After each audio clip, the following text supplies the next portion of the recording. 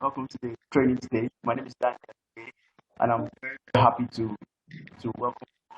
And I look forward to meeting you guys and getting to know more about what you do. Thank you very much. There's the chat section on the pan of you on the left pan of the screen. So if there's any question, if there's any comments, you can just uh, write them down in the chat section. All right. So if you can hear me and if you understand what I said, can you just give me like a hi in the chat so that we can be communicating? All right. So handling the presentation today will be Chineye Ojimba. Chineye Ojimba is our business operations leader here at Kelani, and she'll be going through the slides with us and sharing much information with us. Uh, uh, that's just a simple introduction. So she's well loaded to pass across information to us today, and I am looking forward to actually learn one or two things too. Okay, so thank you very much.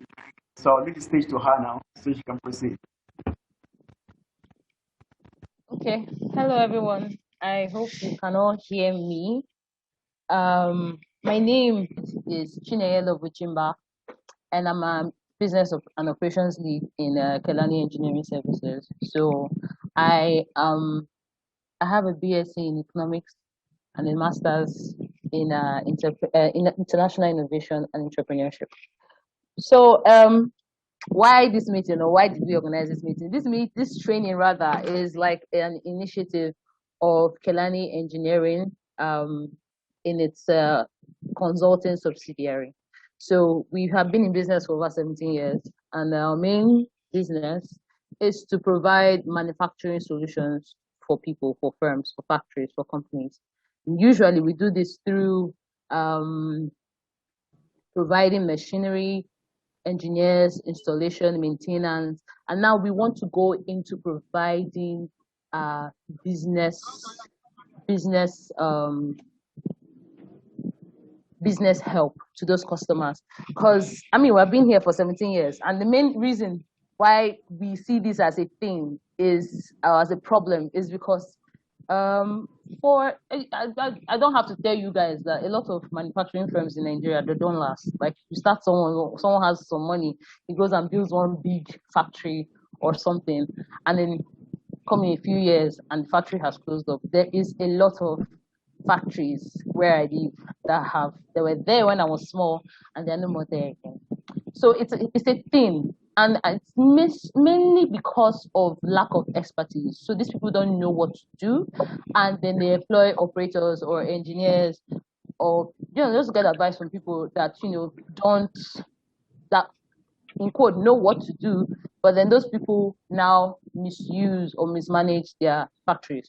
So that's why we said, okay, let's start something where we can just train people and all over Nigeria. It's an initiative. I mean, it's something that we are passionate about. We don't just want to help you set up a factory and they'll disappear. We want you to thrive. We want the manufacturing industry to thrive.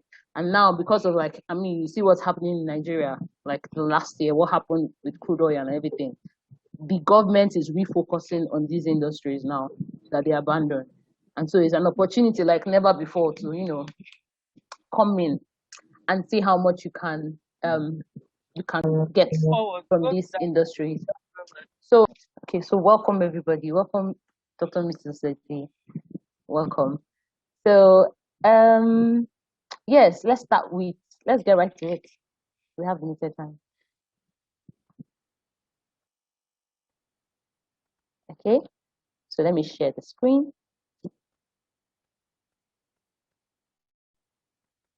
Okay, so packaging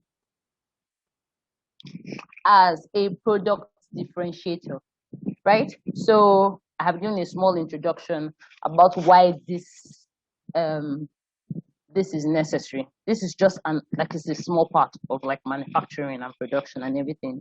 It's small, but it's very, very important because it is the end product of everything you're doing, everything you're building, all the land you're acquiring, the machines you are buying, the people you are employing. It all leads to this one small product. I have a few products here with me. So imagine the hand sanitizer. This is everything that was put into production just led to this coming to me. So this is the packaging, this is the container. So this is the outline of the presentation, packaging as a product differentiator. Three P's of packaging, types of packaging: food packaging, cosmetics, environmental responsibility, packaging machinery, small scale packaging for startups. And I'll show you how to, under that is DIY packaging, just how to start. You don't have to have like a big machine to start. You just start with where you are and build up capital. So packaging as a product differentiator. Packaging is the technique to protect items for storage, distribution, and sale. Packaging is literally any material that is used to protect something. It is indeed the essence of marketing, as it is actually the face value that attracts a potential customer to buy a product. So your packaging is the end, and actually what attracts a customer to buy something. I mean, there's this, I have this too. This is a leave-in conditioner. So I mean, it looks fine, it looks beautiful to me, you know. But if it looked a bit, I don't have ugly photos here, but if it looked less beautiful than it was, I probably would not buy it. If it looked tacky, maybe in a transparent bottle with one yellow cover, just looks like bottled water or something. Imagine putting this in this, putting the contents of this in this, and you're telling me to buy it. I will not buy it. Thank you very much. So, I mean, there's this, there is, if you put water in this, nobody will buy it. So packaging is very important because like there are different packagings for different products, and you need to know which one is right for you. You need to know which one will be right for the customer, which one he would they would patronize more. So yes, it is very important. So I have here 3 P's of packaging. I hope this is not, yeah, 3 P's of packaging. Number one, protection, preservation, and presentation. So from the definition, we've already seen that obviously packaging is something that that helps to protect a substance. So you put this inside a bottle, it protects the hand sanitizer, and it also preserves it, and it also presents what you are selling to the customer. So yes, a packaging need or a packaging instrument, a packaging instrument must meet all these three needs. It must protect, it must preserve, and it must serve as a form of presentation to the customer. Otherwise, you are missing something. You cannot just say, okay, there's salt. For example, there's salt. We have salt, right? You cannot sell salt and just pour salt in a basin and say, okay, come and collect your salt. People using your hand to carry it. Like, it doesn't meet any of these needs. It does not protect the salt. It does not preserve the salt. It does not present the salt well. So there are many, it has to meet all these three needs. If you find that your packaging, what you are using right now for your business does not meet any of these needs, then you need to find a way to get it better. So now we have different types of packaging. I mean, there's bottle, there's bottle, there are jars, there's plastic. Plastic is usually for cosmetics. So like I showed you this leave-in conditioner, this is for, and then there's this also. This is for, let's say you have cream, or let's say rub or something, Vaseline. A lot of companies in Nigeria use this. And I'll tell you why these thicker plastics are used for these ones instead, are used for cosmetics instead. I'll tell you later, instead of the lighter plastics. So you have paper, you have nylon. I'm sure if you, I don't know, I know from the questionnaire the kind of businesses people have that are on this platform right now. But I don't know currently, people that are here right now, what businesses that you're into. But I know a lot of people put food. So I know you've been seeing this trend of like natural foods. There's granola, there's granola, peanut packaging, all these kind of things. So you can use nylon. You can also use paper. Paper is not something we have explored so much as a country, but I would say it is more so. Of course, we'll get into the sustainable part, but I would say it is something that you should not be afraid to look at. I mean, when I want to think of packaging, when I think of the end user, the customer, and him using it, I also should think of where he dumps it. You get like, what is he going to do after it and something like that. So yes. So food packaging. Now, this presentation is going to be tailored towards food and cosmetics, mainly because that is what, from the response we got, that is what many people are into or want to start. So we have people that wanted to do that into bakery, that's cake, bread, everything. People who are into craft. So we have people who are doing soap and things like that. We have people who are doing spices, who want to export abroad, and who want to, how do I package my material or my product in such a way that it's appealing to the customer. I have a friend who wanted to do kuli kuli. He wanted to export it abroad. I mean, initially he was just packing it in like a small pack or something and selling to the Nigerian market. But when he wanted to take it abroad, he was told that, guy, you have to work on your packaging. So he had to get a better nylon pouch, and then he had to put in like nutritional information and everything. Focus on design and everything, and the look and how it would be, if he is to export it. So that is it. Like food packaging. That's why we're doing food packaging and cosmetics mostly today. So food packaging, right? Food packaging suppliers have a lot of things to take into consideration when it comes to the design of their products. In addition to providing food packaging that is attractive, convenient, and effective, suppliers must strive to meet and exceed many environmental standards. Packaging must protect food and also market the food. So we talked about the 3 P's of packaging. We talked about protection, preservation, and we talked about presentation. So for food packaging, everyone is important. In fact, the most important is like protection and preservation. I mean, presentation is there if you want to sell a lot of things. But I mean, if your goal is not to sell, then you can slack on it. But yeah, food packaging, preservation, and protection is very, very important, because this is food. Obviously, this is something that's going into the body of a human being. So you're not going to use packaging that is not that doesn't meet the guidelines, the standards, or the policies on preparing food, like set by NAFDAC and stuff, on preparing food, on these substances that go into the body of a human being.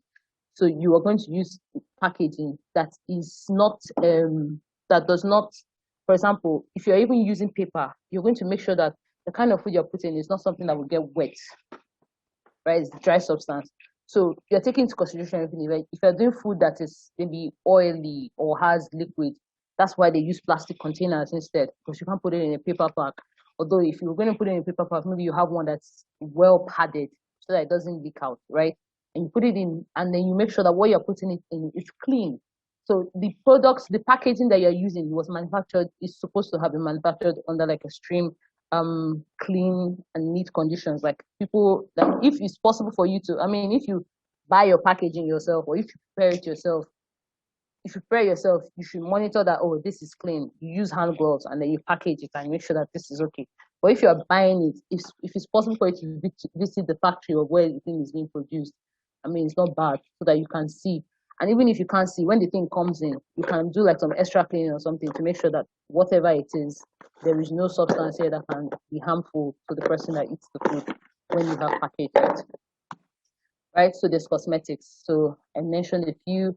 I know there's a lot of vocational training going on in the nation, and then some of them deal with soap making, perfumery, a few things, hand wash.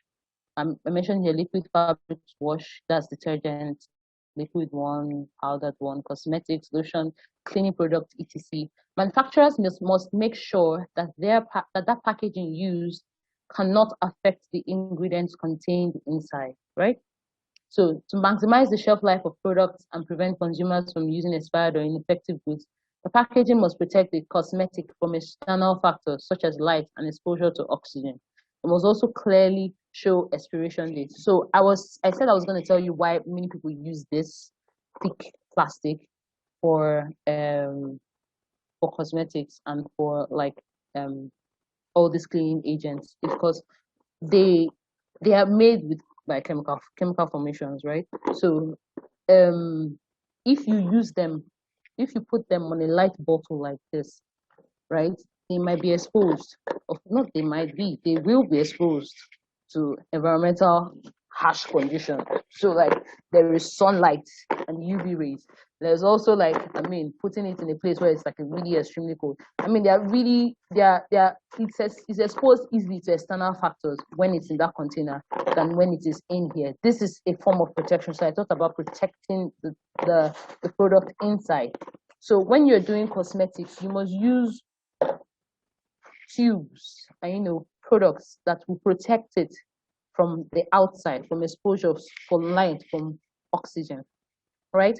So if you look, there's a picture here and it shows, I don't know, maybe perfume, perhaps in a bottle. Jar also protects, glass jars also protect cosmetics from external exposure and all that. So there are a variety of materials that can be used, but glass and plastics are the most common, yes. Aluminium is sometimes used. Anything paper-based should be avoided but for liquid products to prevent leakages, but paper sachets can be used for powder cosmetic products. So if you are doing powder, or let's say you're doing like a liquid version of some, maybe like blush or something. Sorry, if you're doing a powdered version of like blush or something, then you can put it in like a paper sachet.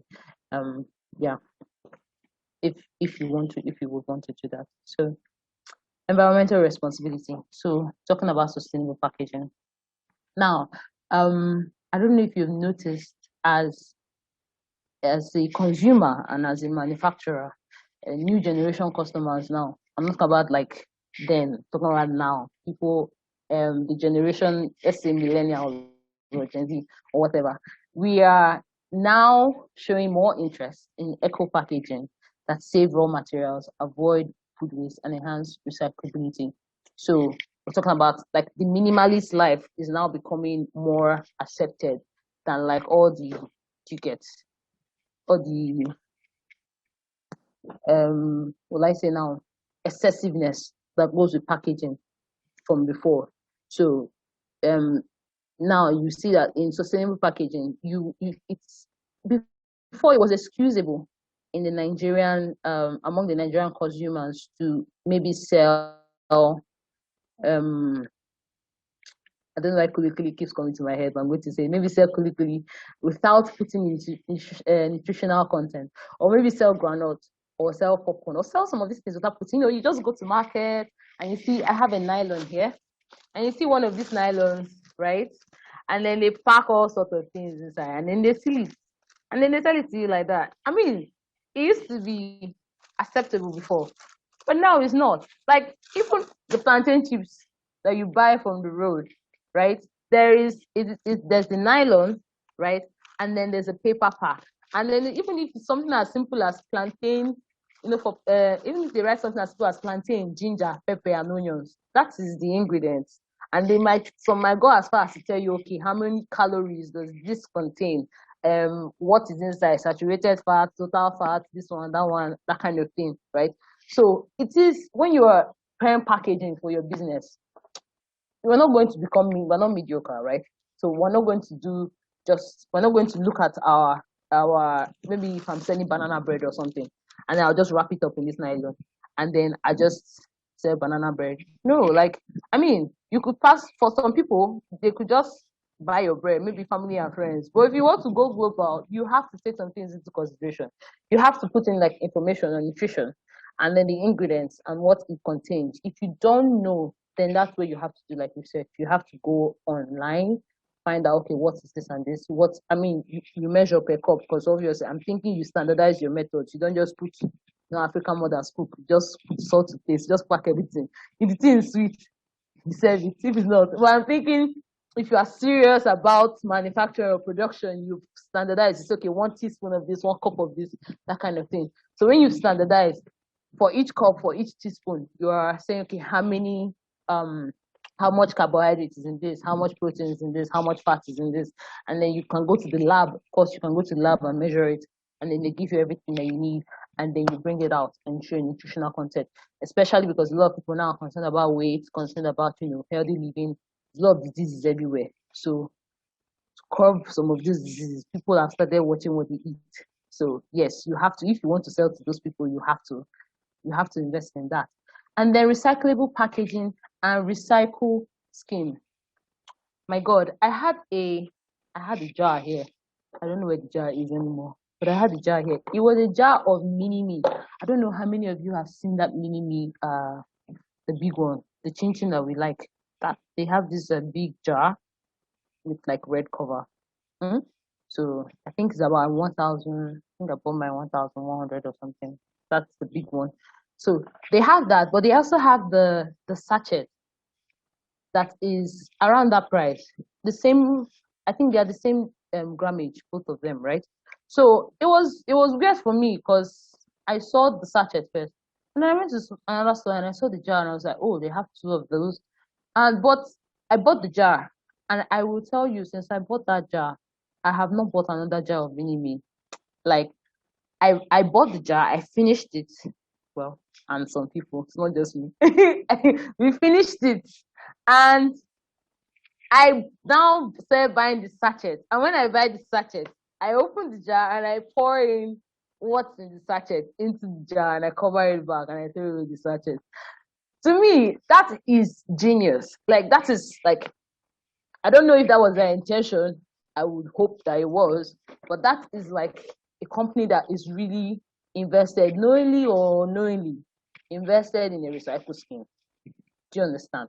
Because I mean, it's one thing to be buying jars and be selling. Oh, sorry, to get jars, just buy empty jars. Pour your. I have a friend that does peanuts, so you pour all your peanuts inside and cover the jar. Put your label, right, and say you want to sell, and then you keep selling jar, and that jar is increasing the price of whatever it is you're selling because jar versus nylon packet. I will assume jar costs more than the nylon packet. I mean, so it keeps increasing the price of what you're selling. But if you are in tune with your customers and if you're like, okay, I will sell you this jar. If you buy, I will sell you this jar and you can buy the packets, the nylon packets, and refill your jar. It gives you a conversation there with your client where you and your clients are, you guys are in this thing together, saving the world together, saving the climate together, that sort of thing, right? You can even put out a campaign of like, okay, buy one jar, buy 10 packets, get this one, get a few points, and then when your points have accumulated, get a free jar or something. I don't know. People do refillable jars and refillable cups. I mean, they can send, if they're near you, they can send it to you or they can come to your store and then you just fill it up for them and then you give them, especially if you're using things like what's it called, um like glass jars or something. If you have a food product, I mean, I'm obviously, I obviously know it's not every product that this works for, right? But I think it's something worthwhile, especially worthwhile considering, like especially if you're like in the food industry, if you have things with things like nuts and granola and things like that. A lot of young ladies are going into that. Not, young men too, but yeah. So if you are into things like that, it might be worthwhile. If you just do nylon, you might want to add like jars, like beautiful jars and containers to that, so that um you can make it more interesting. So yes, the next thing is easy to store. So you're not going to doing a packaging. It's not right to do a packaging that is not easy to store. I mean, there are a few exceptions to this case. Let's say designer products or things like that. That their intent is for it to just be there, show the whole world that you have this product, right? And so they don't need you to put it in a shelf or hang it or do it. They want it to be awkward. Like you should just stand out in your living room or your bedroom or wherever you're going to put it. That's a completely different matter. We're talking about food and cosmetics here. So I mean, these guys have flat bases. Imagine if you had like a round base, or it was, I don't know, disjointed. It wouldn't sit flat on the ground. It would just be weird, as in it would just be bending or something. It wouldn't look nice. So when you're picking packaging, I mean, if you want sustainable packaging, you get things that people can easily store. If they have to hang it, things that they can hang on their wardrobes, on the. I know some people and who registered were into fashion and clothing. So I mean, if you're going to sell a piece of clothing to someone, there's not any coats or suits that you sell with hangers. I mean, you can sell a few items, you can sell a few dresses and just put like a small plastic hanger or something like that. Just make the pack where you're putting the dress in a hanger form or something. Something that you can just easily hang. I mean, they did that with Bluetooth speakers. Like there's the Bluetooth speaker you put on your table, and then there's one you just hang on the wall so that it's just playing in your room, right? So that's all the thought that is put into. I mean, this conversation goes beyond this here. There's product innovation, where you're thinking of the product, you're also thinking of the packaging and how the customer experiences. It's design driven, design driven innovation, right? That's what it is. So like there's all that where you can work on how the product looks and how the packaging looks. But yeah, it's something. It's part of an environmental responsibility and making products that are not so bulky, that are easy to look at and easy to store. So I wrote minimalist. Yes, I mentioned that before. Less words and more pizzazz. So I have a drug here. Right, this is a drug. I don't know if you can see it clearly. That's written in Chinese, anyways. Right. So this is for drugs. This is for the leave-in conditioner. This is for the hand sanitizer. So, I don't have to ask the question, but I'm sure that we can all agree that this has a lot more information than the rest of them. And that's why I said it depends a lot on who your ideal customer is and what utility the product brings. So some products require a lot of information. I mean, if I buy a drug and the producer told me that because he wants to make it fine and chic, and then he didn't put some necessary information, or like, okay, take this so and so this, take this one a day, take this and that one, don't drink it with this. He didn't put all that information because he's trying to do packaging. Hey, yeah, you are not in the same business atmosphere. I'm not going to be your customer at all, right? So, yeah, it depends on what product you're marketing. If you're marketing cosmetics, for example, you will see that this company, they wrote ingredients, they wrote warning, okay, keep the product away from eyes and mouth, how to apply the product and everything, right? As much as they could, they try to keep it simple, right? But there are some products that you have. I mean, you're not going to teach, if you're doing food, you're not going to teach anybody how to eat banana bread. Just eat it, you can put in nutritional content and the ingredients and everything. And then, but make your packaging more minimalist. Like, let it not be so crowded.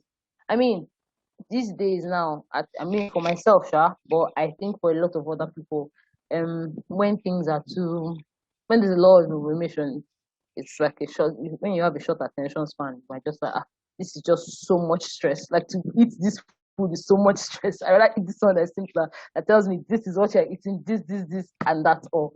So, right. So this is for when you're printing. This information is mostly for when you're printing labels. If you're printing on your package, like if you're printing on the nylon, right? So you have to design. Nylon can be red. Put a few stuff here, a few stuff here, a few stuff here. That's it. But for some people, they might have to get like labels, right, where they stick it on the body of the product. So it's just for you to consider when you're labeling. That is, although there's of course more extensive, is a more extensive discussion, of which if you have more questions, we can get into that at a much later date. So let's just go straight because our time is running out. Yeah, so packaging machinery. So a lot of you ask, okay, how do I do this? For people who are new to production, I discovered a problem many people have is like, okay, where do I start? Right? Like, how do I do this? Who do I know? Who do I get to? And where do I get this and this, right? So have me here. There are lots of machinery available for packing agricultural and cosmetic items. There are a couple of factors in play to choose a packaging machinery. There's a price, the factory that you have, the scope of your operations, economies of scale. Let's say you have one operation and you want to increase, you want to break, you want to go bigger, so that's economies of scales. So even among big machinery, there are differences in relation to size, capacity, and speed. So even amongst, if you can see at the screen, even among machinery like this, there's differences in like the grammage. Like one can do 1 kg and above, one can do below 1 kg. And if you're doing liquid, 1 liter, 2 liter, that kind of thing. So like it all depends on what you want to do and how big, how much money you have, and how much you want to produce per time. Like if you want to go hit the market big, then fine. I mean, there are some products you do small, and there's a products that if you want to, then you just go big or go home. Do you understand? So among big machinery, there are differences in relation to size, capacity, and speed. Most of this machinery can be classified into powder, granule, and liquid packaging. They can be used for both food and cosmetics. Most of them are made with stainless steel, and that prevents contamination. So they can either be imported or fabricated locally for the ones with smaller capacities, especially the ones with smaller capacities. So obviously, if you want a very big machine, like if you want to, for example, produce your own. So let's say this soap now. Wow, you're making the soap. I mean, a company like Wow, obviously, you know, they're not making the soap by hand, right? There's a machine doing it. I mean, if you're making by hand, then you can look do hand, and then you can find alternative packaging with hand, by hand, manual. We'll get to that later. But then for the company like this, they're making the soap, and then there's a machine that packages this, right? So what happens is that, sorry, I'm going to open it for you. This is called pillow packaging. It has this is sealed here, and sealed here, right? So this is very commonly used. I mean, you see it in your chips, your burger, that's a burger. Oh my God, what am I thinking of peanut burger? So you see it in your chips, you see it in your peanuts, and you see it, you know, just normal grains and stuff. So the nylon comes like this. It's printed like this. It goes through a printing machine and it prints it in rolls, right? And then you pass it through, you see the picture. You pass it through that machine. And then when it comes to the machine, what the machine does is, when you arrange it, what the machine does, it seals this part, right? It seals it, makes it into a hollow cylindrical shape, right? And then when it comes down, it cuts it, and then it seals it and cuts it. And then, of course, your bar soap falls in, and then it seals it and cuts it. Seals it and cuts it here, and then seals it and cuts it. So that is how it just, and then it just drops as like your soap. As simple as that. I mean, it's automatic. It's a big machine, so it just no manual help needed at all. It's just doing what it was created to do, right? So that is for a big machine, right? So if you are interested in doing that, I mean, that's very, very possible. It doesn't cost so much.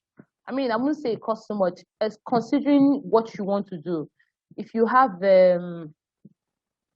if you're interested in, I'm sure the central bank offers these schemes regularly, and I know Nersal is doing one right now. My contact over there told me about one they are doing right now for people who want to go into like agriculture and you know, everything included, including processing and packaging.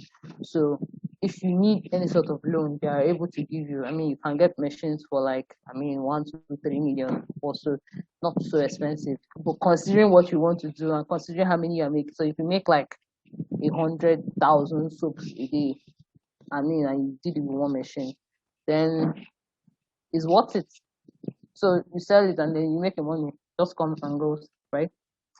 So, well, let me talk about small scale manufacturing now.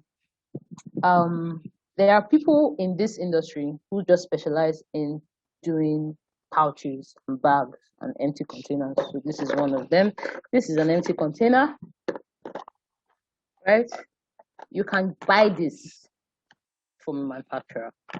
So there are people who just manufacture the cups for you. You tell them what you want, and then they will design it, and then you pay for a mold, or you can buy your mold. Molds are not made in Nigeria. Molds are made abroad. So you buy your molds and then bring it to Nigeria and just tell them, okay, just do this mold for me. Of this type of container I want, do the mold for me. I mean, alternatively, you can import your containers from abroad. I mean, if that's what you want to do, You can do that. For the containers, they will design the mold for you, do everything for you. Or you can just get the mold and it will be done here in Nigeria. There are people who do that, right? So that is for this. Then also for this packaging, the pouch for the almonds, the first picture. That's I've seen it around a lot of places, and this one does not even cost so much money. Like a lot of people use it for a lot of items. Even down, you see some cosmetic usage. You can use it for cosmetics. You can use it for if you're selling makeup products.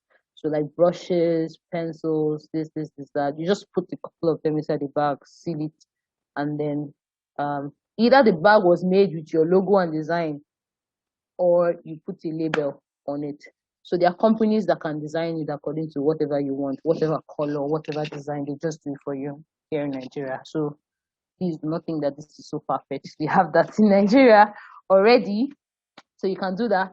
And then there are also bottles. Like, okay, I've already mentioned the bottles. There are people who sell bottles with the spray nozzle. So you can just, if you're doing cosmetics or anything, just buy them that way, right? And yeah, put in your item and then seal it. I think this is where it's going to branch out to what we want to do today. When we're talking about DIY manufacturing, right? So say I am a small, what will I experiment with? Let's experiment with soap. Then we'll go to a button. So say I am a small business and I want to design a product.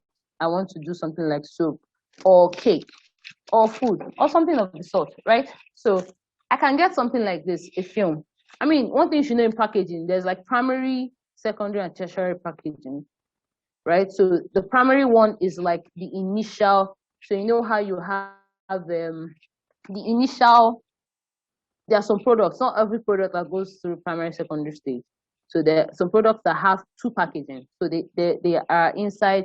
For example, let's look at this guy here, right? So this is tea. Green tea is inside the tea bag. That is the primary package. The tea bag is inside this, which is the secondary package. This is inside a box, a carton, which is the tertiary package.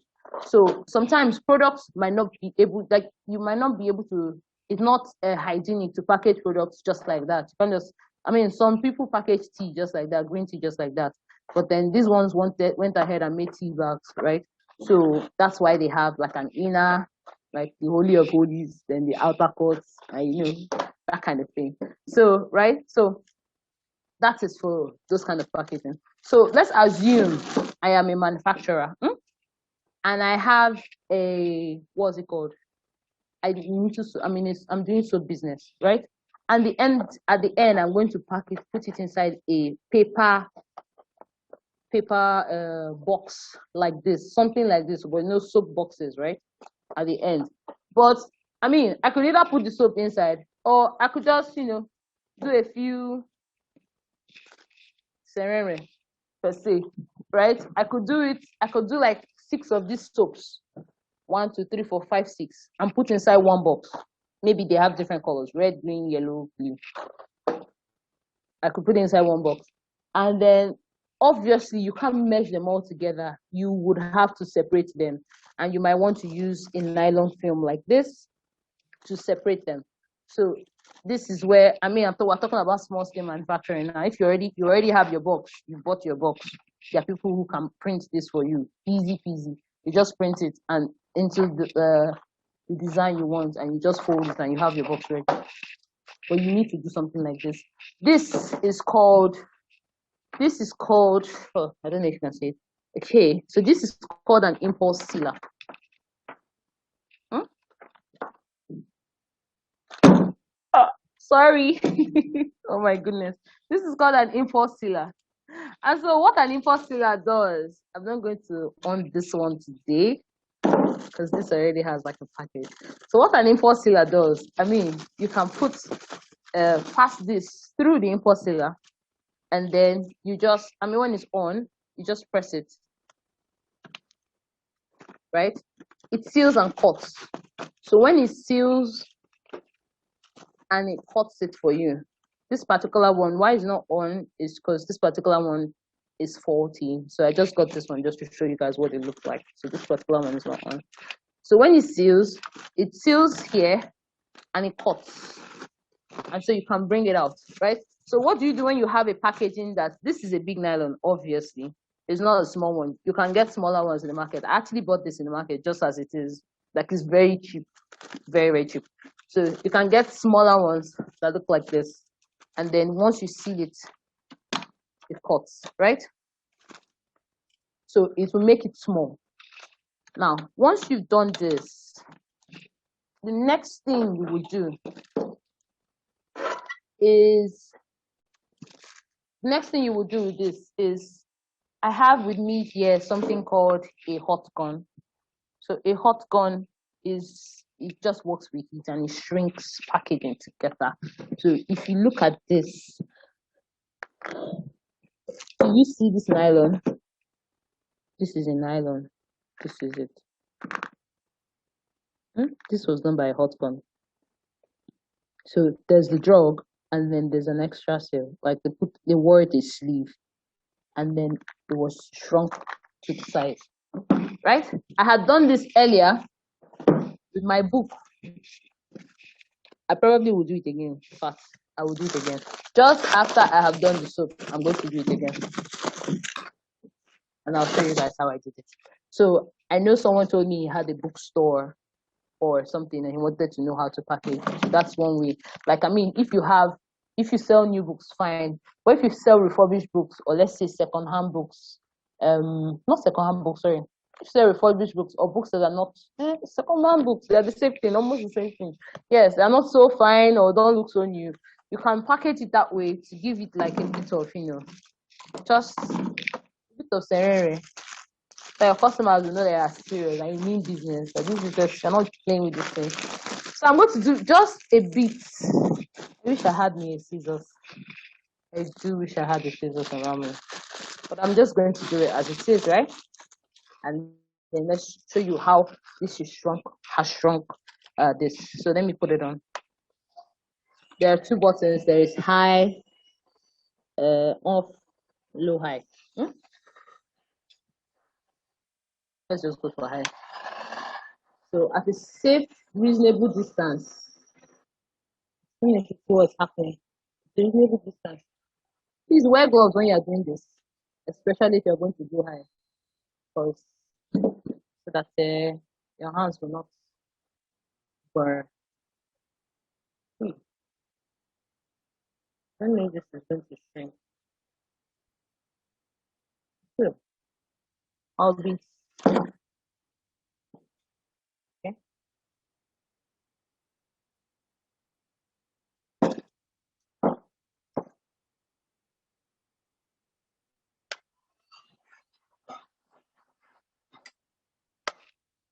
Okay, so I'm so sorry I do not have a smaller packet for this, right? You would have really seen the beauty. But I mean, this was big before we started, and then it has shrunk it to place. It shrunk the back to it, and then every other thing. So usually, if this package was small, if I had the scissors to cut it here, I would just shrink everything together, and it should just be one beautiful bar of soap in a beautiful nylon. So let us do this book. Let me just do the book. I mean, this paper is the size. The book is almost the size of the paper. So we won't have much problem.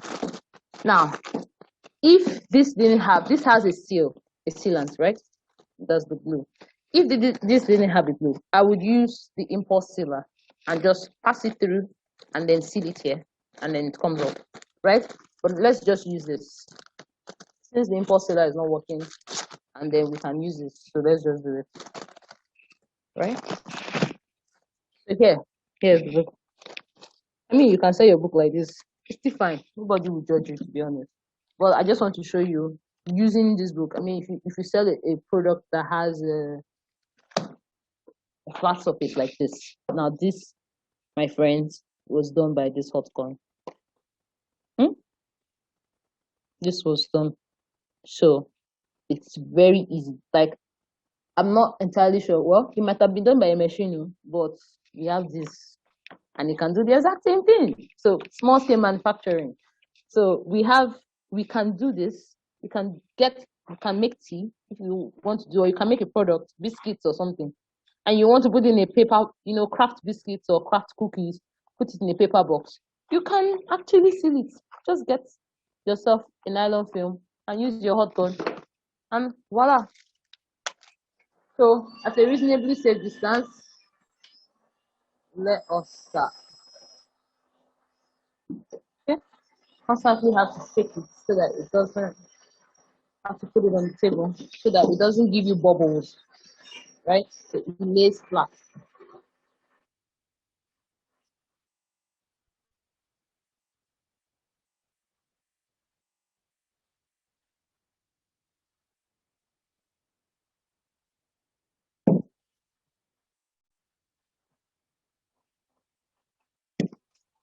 I'm just rubbing it on the table in case you're wondering what I'm doing. Just so it doesn't give me bubbles. So everything stays nice and neat.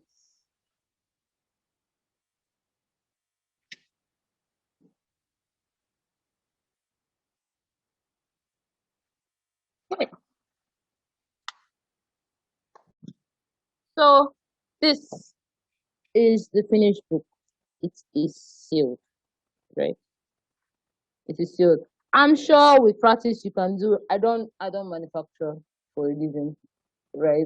So I'm sure with practice you can do a much better job than I did. It doesn't look so neat, but obviously, like the more you use it, the more you realize that, oh, okay, I can do this. Of course, you see, this is here just because of the lap you get.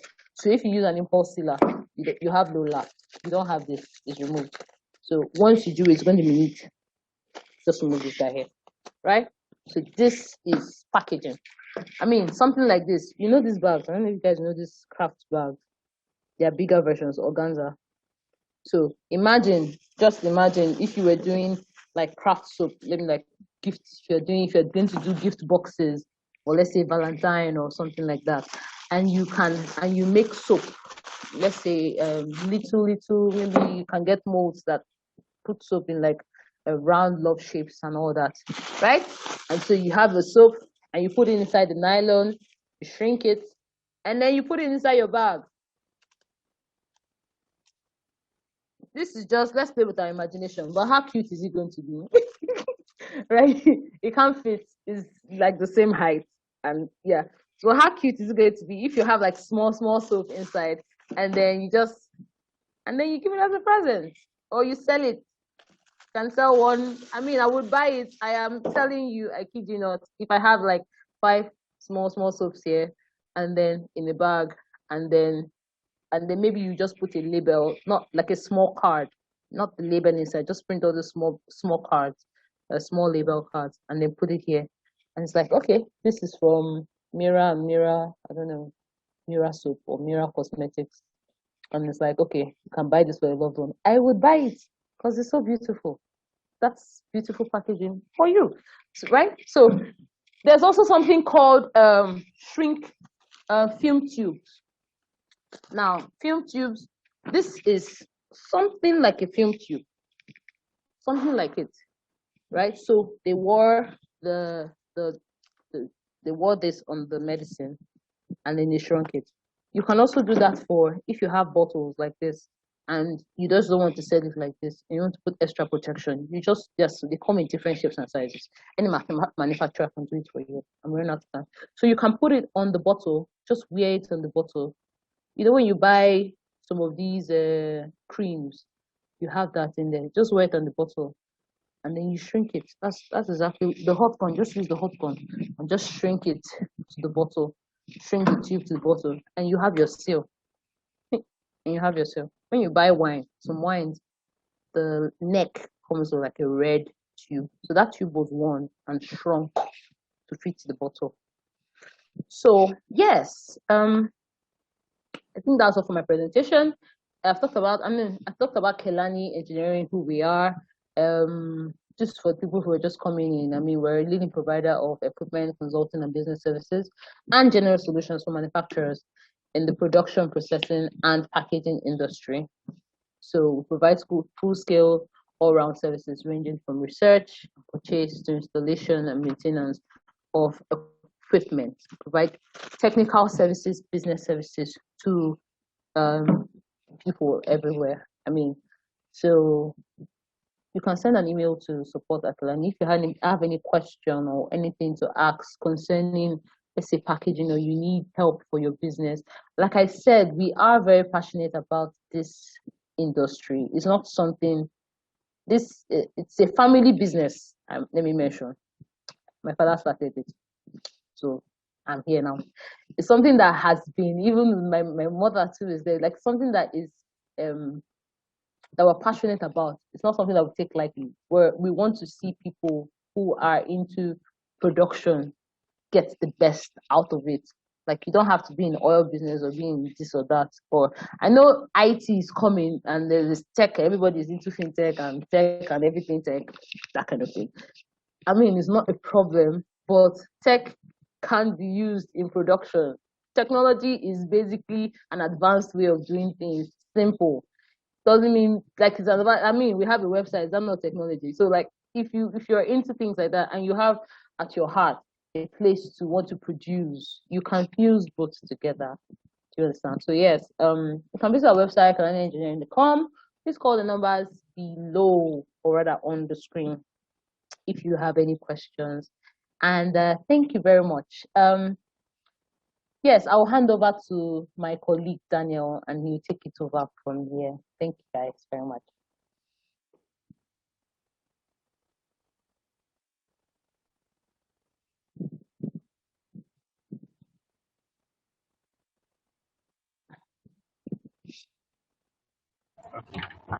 All right, thank you very much. And that was an amazing presentation. Wow. Okay, you can unshare your screen now. You can stop sharing your screen, rather. So yeah. All right, so this actually brings us to the question and answer time. A lot has been said about packaging as a product differentiation, from protecting your product to properly presenting your product, to even preserving the content of your product.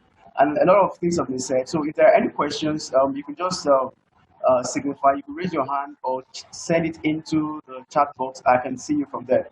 But I must mention this, that all the products that you have seen that are seen in use here, from the heat gun to the sealer and the bigger machines, they are all on sale. So if there's anyone you need, kindly reach out to us and we'll make sure you are able to get that at an affordable price. Okay, so all right, I'm still waiting for the questions. Okay, so I mentioned this earlier, and I just think I should mention it again. For all of those who have registered through the links and through Facebook and wherever you've seen our advertisement, we'll be adding you to our WhatsApp group where you can follow up on what you're doing and be able to offer more useful information and then more useful information to you as per helping you out to achieve your business goals and to actually get into the market strong to ensure that you are on the top game against your competitors, you know, because again, when you look at it, there are products everywhere. Okay, so what differentiates your product from the product of competitors is actually how you are able to package the product, you know. And again, Jine mentioned something about presenting, you know, the eye, they say an eye the chop first before the lecture, you know. When your product is seen, your product should be appealing. People should be able to want to relate with your product. We're looking forward to helping you achieve all of those within your business. So I think that brings us to the end of the presentation today. It's been amazing. It's been awesome. Thank you all for coming, for spending the time with us. And I hope that you have received value for being here, for your time today. Okay, so we have more presentations to do. This is basically a preliminary on packaging. We have more presentations to do. And as we add you to the group, we are going to give you more information and you're going to join our other trainings. And may I mention that we have other paid trainings too that will be introducing to you. Like you want to get hands-on on how to properly gain market recognition. We are there for you. So thank you very much. I'll end the presentation now. I appreciate you all for coming. Thank you very much once again.